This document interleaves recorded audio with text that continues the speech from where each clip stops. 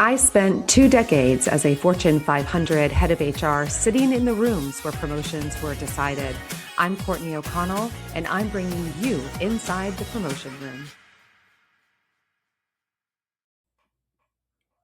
Today on the pod, my guest is Colleen Lauria, who is a senior HR leader and coach who shares her journey with mental health struggles as she grew her career. And she also shares the 3 competencies that have stood the test of time that truly make someone successful in their career. We also talk about what decision makers look for to determine if you're really coachable. And we talk a little bit about singing in our cars. So without further ado, here's Colleen. Colleen, welcome to the promotion room. Thank you so much for having me. I'm so excited to be here. I am so glad. And we've got a lot to get into. So thank you for the time. So I always like to kick off by asking my guests, A, where are you from? And B, what did you want to be when you were a little girl? Good question. Okay. First of all, I'm from New York, born and raised in the Bronx, lived most of my life in New York, but I currently live in Connecticut. What did I want to be when I was a little girl?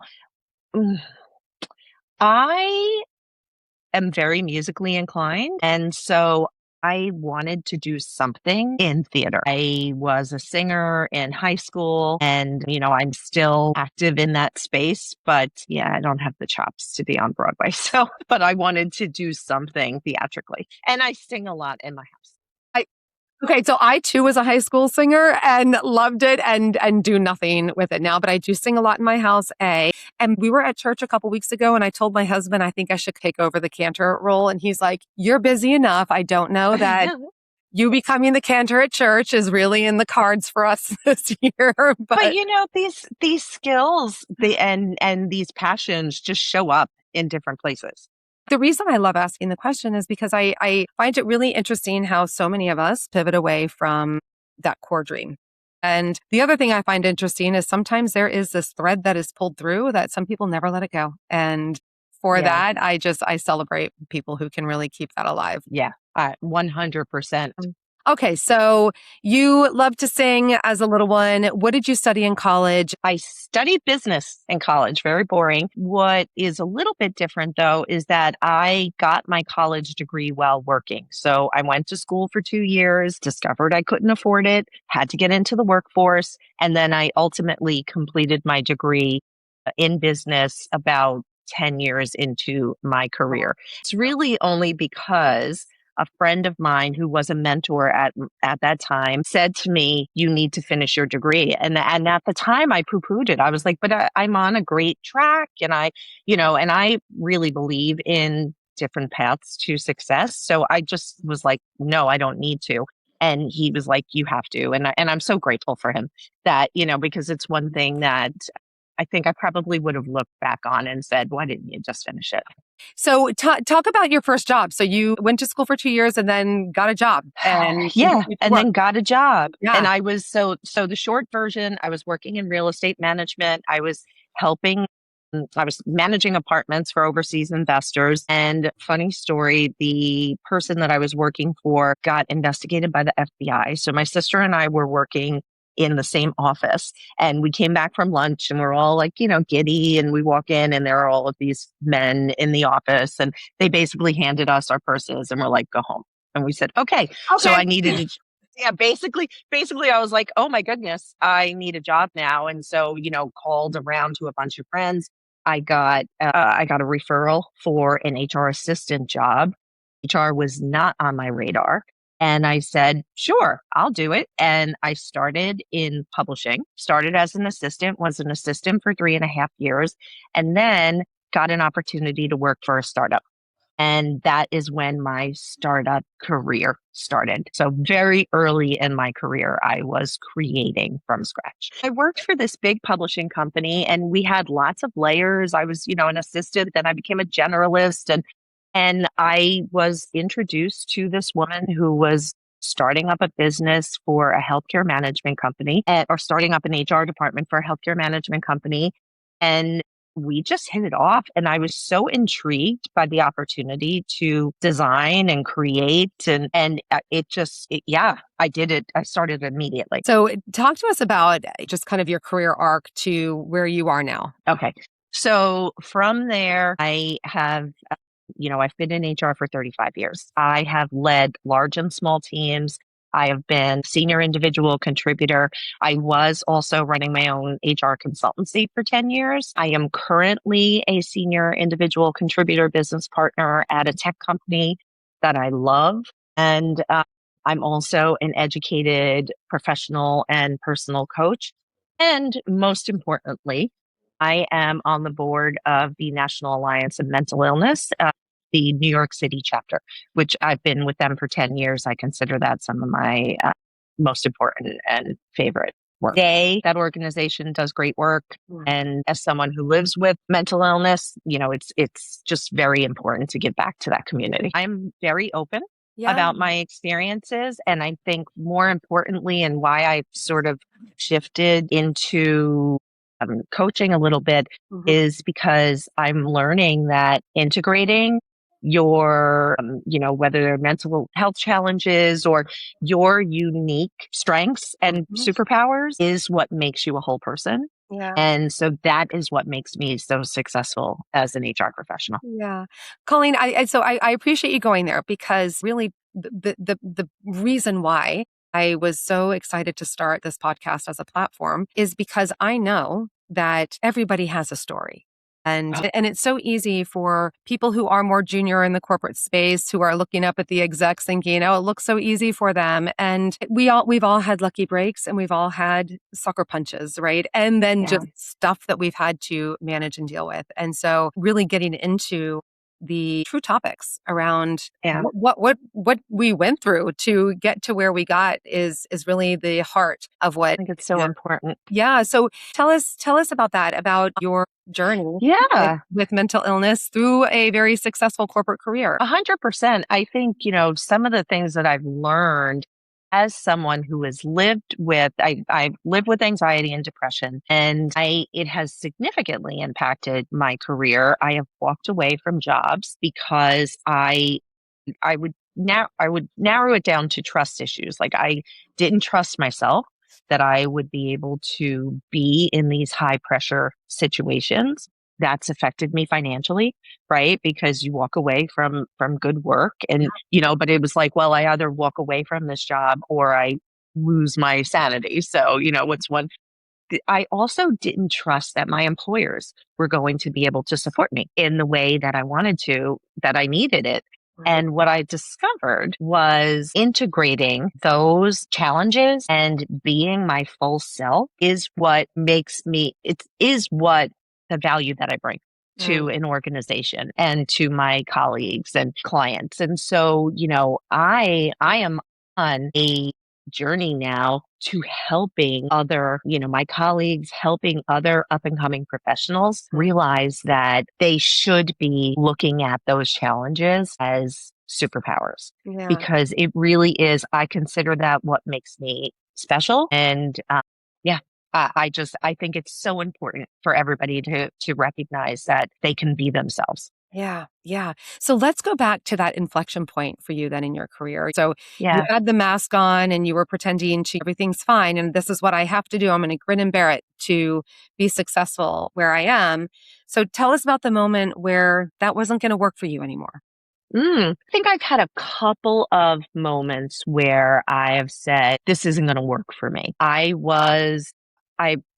told you I ran my own consultancy for 10 years. That was as a result of me being in a position. I was leading an HR team for an overseas operation for a British-based company. We had grown 500%, and I just was feeling the pressure and I wasn't happy.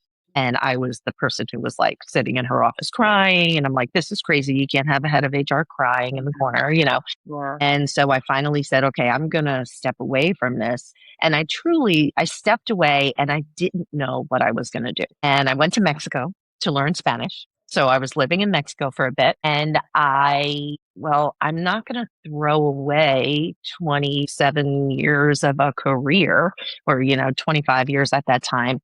And so I came back and I started working as a consultant. I found that there was a market. I think this was at the time, this is probably 15 years ago. This was at the time where fractional HR and fractional work was becoming more of a thing, and what I discovered in that time, even though I've gone back in house, is that portfolio careers are the way to be, right? Linear growth is not linear any longer. And so what that taught me was a couple of things: to honor myself. I knew what I was feeling and I was like, okay, this isn't going to work for me. I got to go. I have all of this expertise to give. How do I use it differently? And so I have this is another lesson, I think, for your audience. I have an amazing network of professionals and friends and colleagues who I adore and who are generous. And so, they helped me get myself structured. And, I was able to give them business. They were able to give me business. And, I was able to really pivot and use everything that I've learned in a different way. So the importance of networking, kids, if you're listening. Yeah. Amen. Yes. Yeah, seriously. And not just networking, but maintain the network. The people Oh, that you have you to. knew 15 years ago, find a reason to reach out, because that you're not always going to have a rational reason to pick up the phone and call your boss from 7 jobs ago, but you have to find a reason, because it is a game changer. It is a game changer. I can't tell you how many calls I've gotten 5, 6, 10 years after my last experience with this person. They're like, hey, I have an investigation that I need to run in New York. Can you do it? Or do you know someone? Or, it is, and it's so much fun. I love staying in touch with people and hearing what they're doing and learning about what their organizations are doing. I learned so much. Yeah. So it's just great. Yeah. Okay. So you're coming to terms with your own mental health journey. You decide, I need to opt out of corporate because I might not be the right person in the right seat in corporate. I'm going to do my own thing, but at some point you go back. So what Yeah. was that decision? So that decision was serendipity. I was consulting with this current tech company that I'm working for. They got a new chief people officer and we met. I interviewed for the role.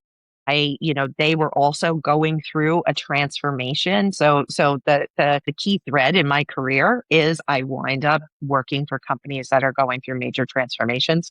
They were going through a major transformation. I was there. I was at a time in my career where I was thinking about, I'm not close to retirement, but I'm certainly of the age that I should be preparing for it. And I was like, well, this could help me in a number of ways financially. And so I decided to go back in house. And, I work for a company that has been so open to to giving me work that is aligned with my strengths and skills. And so it's enabled me to do my coach education and practice my coaching. And yeah, it's just been really fun. So I'm curious about, you get the call and they say, Colleen, are you interested in coming back in? Come back into the corporate game.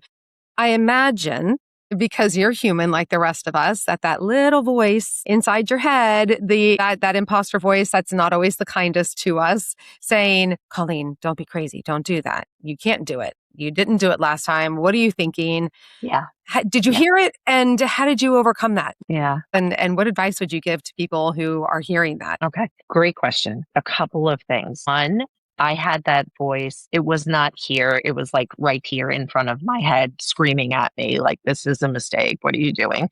But for various reasons, I opted to do it. I have been on a self-discovery journey for most of my career.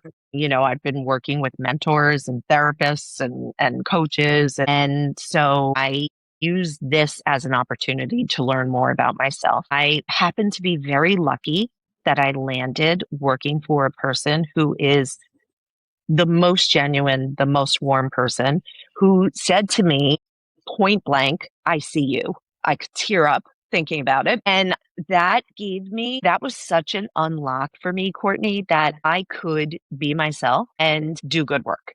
Yeah. And so that, I think it was a combination of me getting the support myself that I need, continuing to work on my own self, accepting the challenge, and luckily landing in a place where I was welcomed. Yeah. That's it. Did you It was know? wonderful. Yeah. Did you know going in, or was that a pleasant surprise? No, it was an amazing surprise, and it was not easy to find out. I mean, there were hiccups. Mhm. And and then I discovered, like, this person cares about me. Yeah, look, I'm getting emotional. This Because person yeah. cares about me. Yeah. Yeah, because it's I mean, when somebody can see you Yeah. and support you, and that person's also your boss, I Yeah. mean, talk about impactful, and I think unfortunately rare because It is rare. It yeah, is. And that's, I am such a firm believer that we need to be ourselves in the workplace to be able to be truly whole and recognize our potential. I also acknowledge that that is not possible everywhere. So I'm not Pollyanna about this. I recognize, and I work with clients who are dealing with the same issues, and I advise them, look, you do need to be smart about how you're sharing your story, and how you are relying on people in the workplace, but it does exist and you are worth it. that's Yeah. powerful. That's powerful, Yeah. right? And I love that you're doing this work, and I will link in the show notes how people can get in touch with you and work with you directly because I think this is a powerful type of coaching that you offer. And to work with Yeah. a coach who's been through it is a beautiful, powerful thing. So I'm grateful that we have. Thank you. I appreciate that. Yeah, no, it's an important thing. So we talk about being your whole self at work, and that is an ideal. I mean, where we don't have to have our masks on, we can go in fully who we are. You've come to realize that, I'm guessing, because there was a point in your career where you were not your whole self at work. So tell us about that Oh, experience for you. yeah. Yeah. No, I wasn't. What I would say is I was performing. I was performing as an HR person. I was performing as rather than just being. And that manifested in needing to know the right answers all the time, right?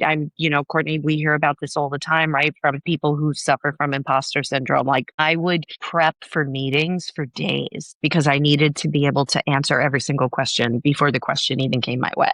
Mhm. And what I realize now is, oh, duh, first of all, I'm not the smartest person in the room. Secondly, I don't need to be. This is, teams, this is what teams are for. Yeah. And so, that's how it manifested for me. Like, I was highly stressed out because I was always on edge, like needing to be perfect all the time. And so, and that, is not that's an unhealthy place Yeah. to be. Yeah. So, and I'm certain that a lot of your listeners are experiencing that themselves. Yep. I certainly have. And the interesting thing Yeah. is today you're in a more senior role than you were at the time. Mm. And so here you were feeling like I need to perform. And now you're sitting in a more senior seat in corporate still and not feeling like I need to perform. So tell us how that feeling is different for you. It is so freeing to be able to know that my value is not in what I do. It's in who I am. And so just showing up and advising and, just coming from a place of curiosity and wanting to be fully engaged with the people in the room. It's that unlock has just changed how I can contribute. It's elevated everything that I bring to an organization, and it has enabled me to really move a lot of things forward. Yeah. Yeah. I love the topic of performative leadership. Yeah. And I think it gets confused sometimes when we talk about corporate politics.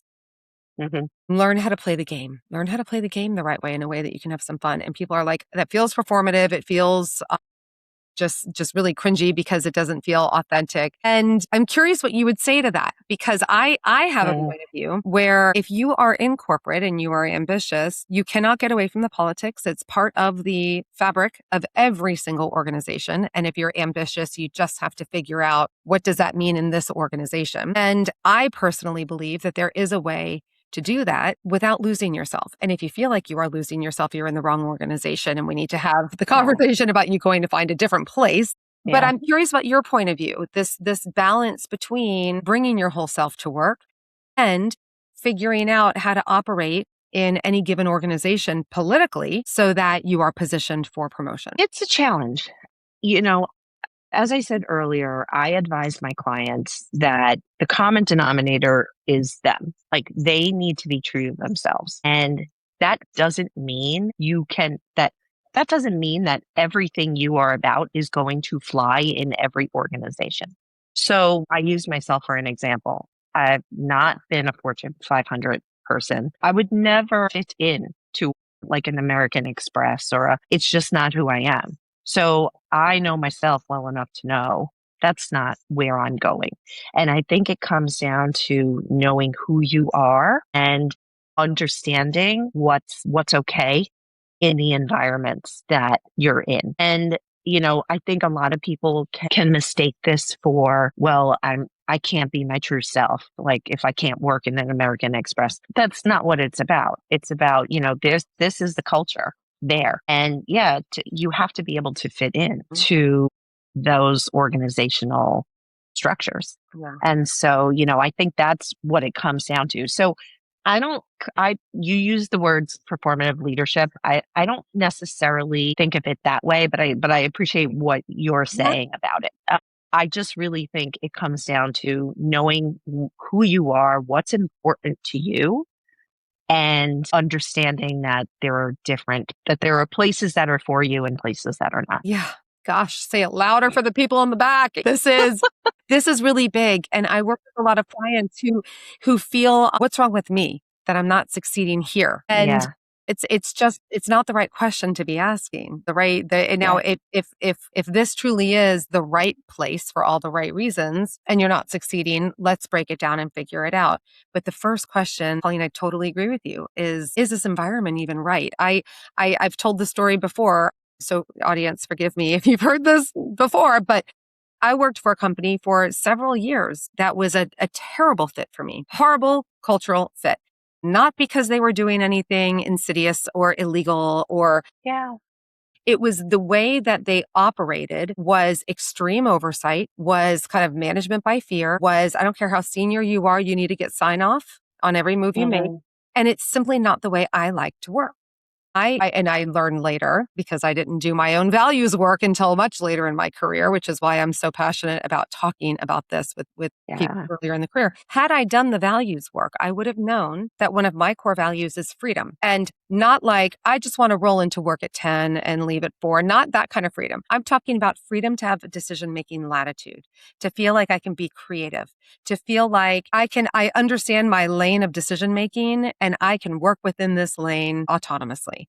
That's important to me in a work environment. Had I known that, I would have known through the interview process, I'm not going to be happy here. And not only am I not happy, I'm not going to succeed because I wasn't appreciated for who I am. I kept getting kind of like, back into your lane. And then I internalized, gosh, am I just not good at this anymore? What is this all about? And we really do have to decide. I love you talking about Fortune 500. It was not going to be where you to play and where you feel like that would be a great environment for you.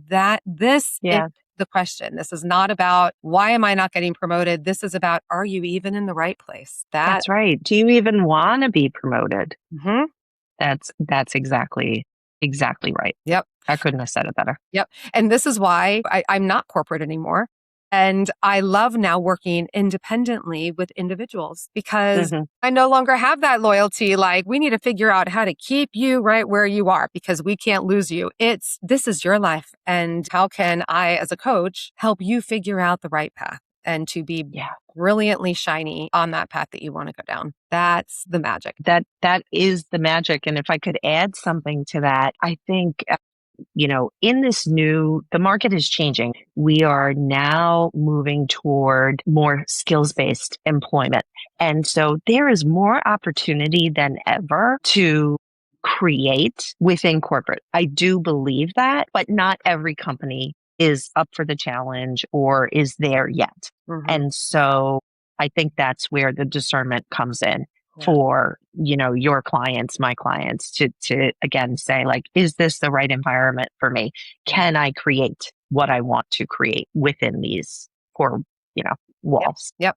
So given the changing nature of our world and how that's impacting business, what are you seeing in your organization and others through the people that you're working with, practical changes? Now we know just the world of work is changing.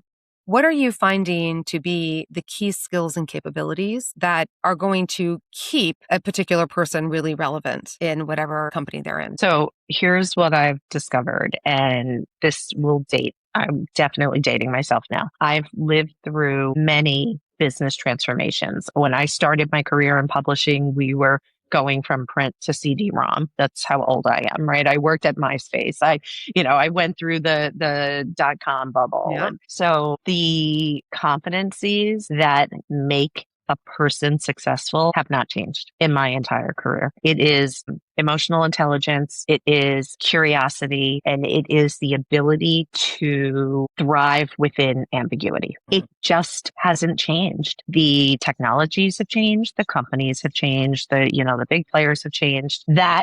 Those three skills have taken me very far. They have taken my teams very far. I'm so proud of the people who have worked for me, who have gone on to be leaders in other businesses. And that is what I look for in talent. Are you able to thrive in this change? Because change is the only constant. And how do you do that? By building relationships. How do you build relationships and trust? Through emotional intelligence. So those three things are going to take you so far in Wow. business and in life.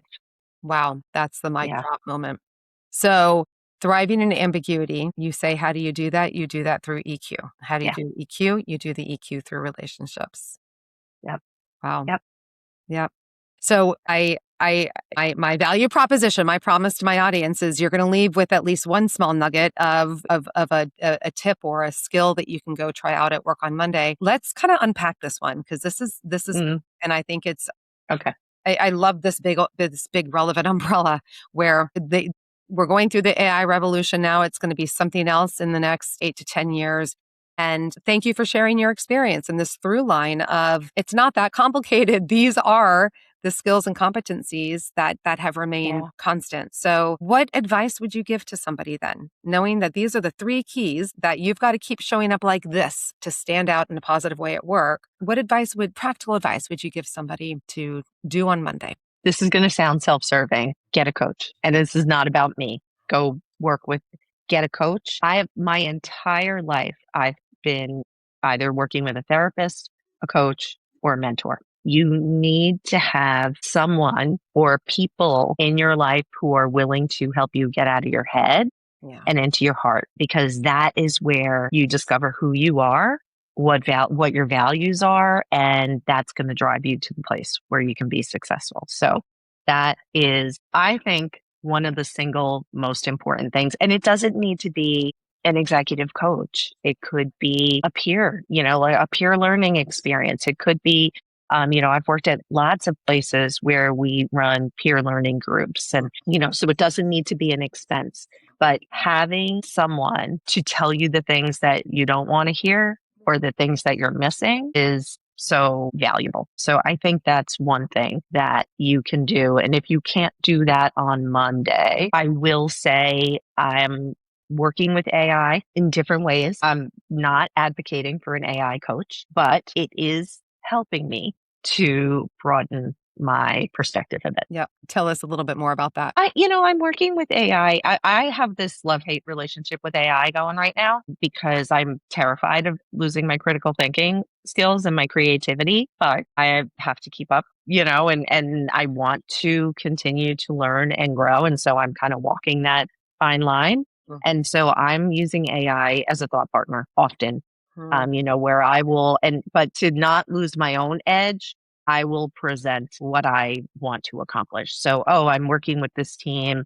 This is what I think this team needs. Here are some frameworks that I'm, planning to propose. Tell me, come back to me, Claude, and tell me what I'm missing. And so that's mostly the way that I'm using AI today, and my weekly meal checklist, my weekly meal planning also.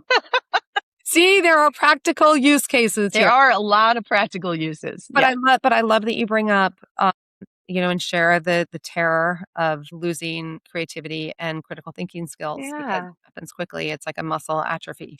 And so I appreciate that. And I think that's kind of a word for all of us to Truly. be judicious about where we tap in because we have to. We're not going to be left behind. Yeah. And I fear that there will be the disintegration of humans who are really thinking critically. And that's a scary thing to look forward to. Yeah, yeah. I was reading a really interesting article today that broke down three different types of people, professionals in the AI world today. Mhm. And so there's sort of the people who are going all in, people who are being dragged along, and Mhm. then people like me who are, and like you who are kind of, using it, but also trying to preserve our cognition. Mhm. Yep, and it's a fine line, Yeah. and it's a temptress because it's, gosh, it would just be so much faster to have the bots do this. It really is. It really is. And that is why I am skeptical is a strong word, but I'm just being very judicious with how I'm using it today. Yep, yep. I think it's smart. So Colleen, I don't interview all HR people, but I seem to have a lot on the pod because, of course, my Okay. network, I have a lot of HR people around me because, of course, that was my 25-year career. And so you and I have had a unique opportunity to not only climb the ladder ourselves, but to be in the rooms with the leadership teams and oftentimes facilitating the meetings where we are deciding on promotions and succession plans and talent capabilities and plans for the future. What would you say that people might be surprised about what we're really talking about versus what we know people assume we're talking about? I think people assume it is all about skills. Well, do they have this technical skill? Do they have, and what we're really looking at is, are you a coachable person? What is your curiosity level? What is your ability to lead, even if you're not in a leadership position? I think those are the three things that I'd say that we are looking at, particularly in a leadership capacity. How does somebody show coachability? It's a great question. I think it's about a willingness to go fast and not be afraid to make mistakes. It's a willingness to own mistakes, Right. certainly, Mhm. right? And a willingness to say, well, I made a decision because we were trying to sprint and it didn't work out. And here's what I learned from that situation. So being able to look back and say, what did I learn from this that I'm going to apply Yeah. in my next? Yeah. And just not being someone who purports to know it all. And Mm. I go back to what I was saying, earlier in my goal, when I felt like I needed to have the answer to every single thing before I even made it into the room, before I even knew what questions were going to be asked. I had answers Yeah. because I was terrified of being caught Yeah. on the back foot. Yep. And that's not valuable Yeah. today, at least in corporate environments. I think it's really about learning together because things are changing so much. Yeah. I love that. I love that definitions. The thing I would add to it is asking for feedback. And Yes. right, this isn't. It's not. It seems so simple, and I recognize it's a difficult thing to do. I avoided feedback like the plague for the first 10 years of my career. I wasn't emotionally prepared to hear it. I didn't want to hear that I had Yeah. improvement opportunities, which is absurd because everybody does, especially when we are ambitious. If we Yeah. are now perfect at our jobs, well, we are playing way too small. Right. So, but That's right. with my own people pleasing tendencies, I wasn't prepared to hear the feedback and I wouldn't seek it out. And unfortunately for all of us, most managers are inherently not great about giving feedback. And so we don't get any. And so for the first 10 years of my career, I just rolled right along because I wasn't asking and I wasn't getting much Yeah. until I got to a boss who was brave with feedback and honest and candid and kind. And I got a lot of it. and got over it. To start to thicken your Yeah. skin up. But when I love how you mention go fast, be willing to make mistakes, show that you're learning from it. Talk about here's what went wrong. Next time we're going to do it this way, right? Because Yeah. when we're behind closed doors, it's not like, ooh, remember that mistake he made, unless it was colossal, right? So within reason, Right. we're human. And if we are assuming any element of risk, we're going to make mistakes. And it is about how you are responding to that. That gives Hmm. us the confidence to want to take the risk in promoting you. And so I Yeah. think it's just a great reminder that the name of the game is not avoiding the trips. It's how you are owning up to it and learning from it. Yeah. Yeah. Yeah. It's awesome. I was listening to Brene Brown and Adam Grant's podcast, and the name is escaping me right now, but Brene Brown said, if you are not scared 90% of the time in your job, you are playing too small. So what you just said reminded me of that. And I was like, yes. And also, ew, who wants to be scared all the time? Like that was my initial reaction was, you're wrong, Renee. I don't want to be scared all the time. But it's so true that the times that I've learned is the times that I've been, on the precipice and terrified. Yeah.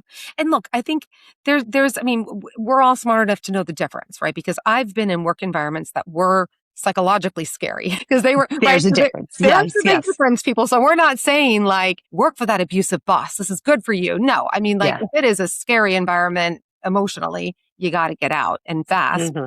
We're talking about that kind of scare that makes you feel alive, right? That's just Right. like makes your tummy like, and that typically is a universe that's like, go, keep walking through Yeah, there. Don't avoid it. I love that. that's right. How do you define executive presence? Or said another way, how do somebody has executive presence when you see it? This is a tricky one. I don't love the term executive presence, just as someone who really tries to live my true values. I think the way I see it is it's about how you fit into the organization that you are working for or the company that you are trying to run or how are you speaking to your market, your audience? Does your client group resonate with you? Are you getting through to them? That's what I think counts. I think, and the only reason I say executive presence is tricky is because, we can put some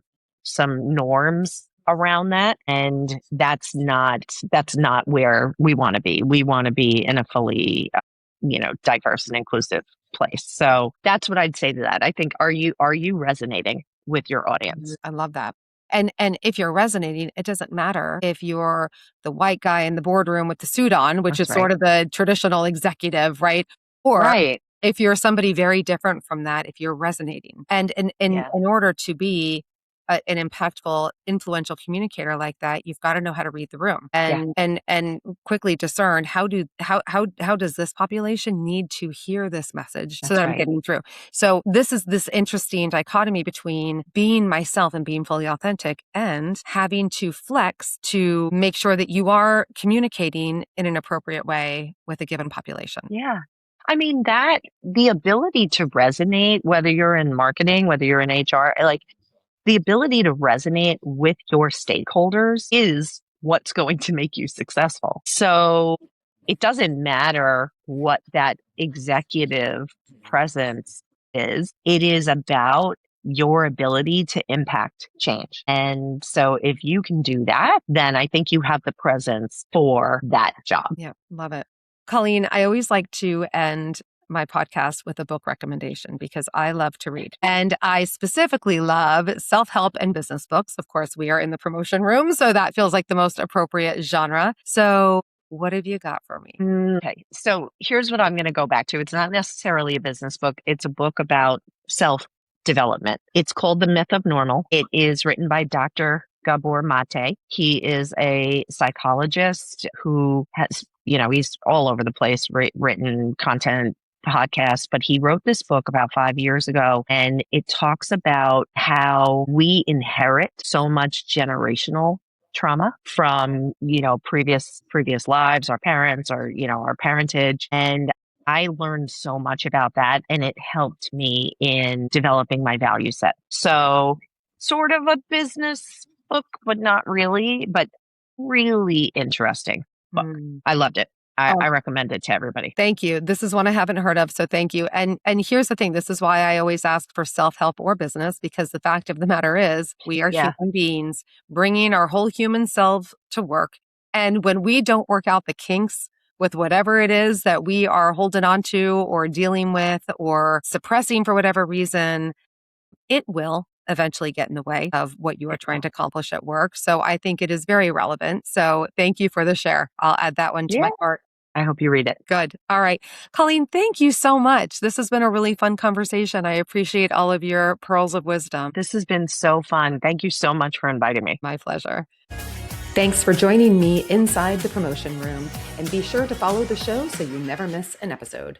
Cheers to your success.